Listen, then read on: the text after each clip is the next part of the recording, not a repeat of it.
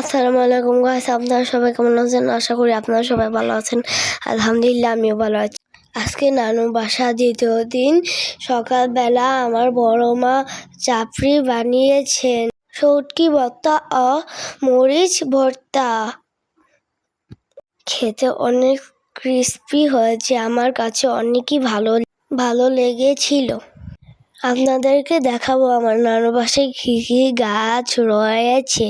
এখানে হচ্ছে পেঁপে গাছ, পেয়ারা গাছ, মরিচ গাছ, কুমড়া গাছ, বেগুন গাছ, তারপর হচ্ছে আরেকটা মরিচ গাছ, তার নিচে ধনে পাতার গাছ। আপনারা যে যেখান থেকে দেখছেন আমাকে প্লিজ একটা লাইক, কমেন্ট, শেয়ার এবং সাবস্ক্রাইব করে দিন। দুপুরবেলায় বৃষ্টি নেমেছে আল্লাহর রহমতে। অনেক দিন পর পরিবেশটা অনেক ঠান্ডা আর ভালো লেগেছে আমার কাছে। এটা হচ্ছে আমার নানু বাসার রাস্তার ভিউ। খুব সুন্দর না? অবশ্যই আপনাদের কাছেও ভালো লাগবে।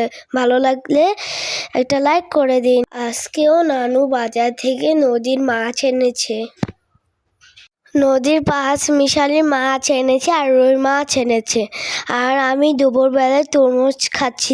মিষ্টি ছিল তরমুজটা, রংটা অসাধারণ ছিল। এখানে আমি বৃষ্টির মজা নিচ্ছিলাম হাত ভিজিয়ে, আমার কাছে ভাল লাগছিল। আপনাদের ওখানেও বৃষ্টি হলে আমাকে কমেন্টে বলে যাবেন। কে কোন জেলা থেকে দেখছেন আমাকে অবশ্যই বলবেন। আপনাদের ওখানেও বৃষ্টি হয়েছে নাকি আমাকেও কমেন্টে বলবেন। এটা হচ্ছে আমাদের কাছের নোনা ফল, অনেক মিষ্টি ছিল খেতে। এটা আমার কাছে অনেক ভালো লেগেছিল আগের দিন থেকে। আপনারা এই ফলটা কি নামে চিনেন আমাকে কমেন্টে বলবেন প্লিজ। আমার পরীক্ষা চলতেছে, আপনারা সবাই আমার জন্য দোয়া করবেন প্লিজ। এটা হচ্ছে আমার নানু বাসার হাজারি কাঁঠাল গাছ।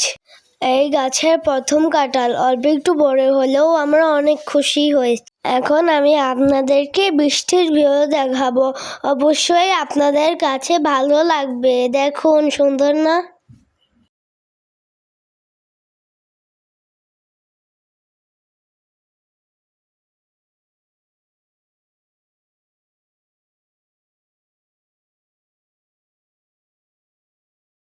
নানু খল্লা মাছ দিয়ে উস্তা দিয়ে রান্না করেছে, আর বাঁচা মাছ রান্না করছে, আর চিংড়ি মাছ ভুনা করছে, ঢেঁড়স দিয়ে ডাল চচ্চড়ি করছে। আপনাদের কাছে অবশ্যই ভালো লাগবে।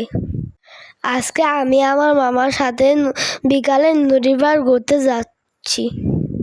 এখন আমি আপনাদেরকে নদী পার ভিউ দেখাবো। অবশ্যই আপনাদের কাছে ভালো আজকের মতন ভিডিওটা এই পর্যন্ত থাকলো। আল্লাহ হাফেজ।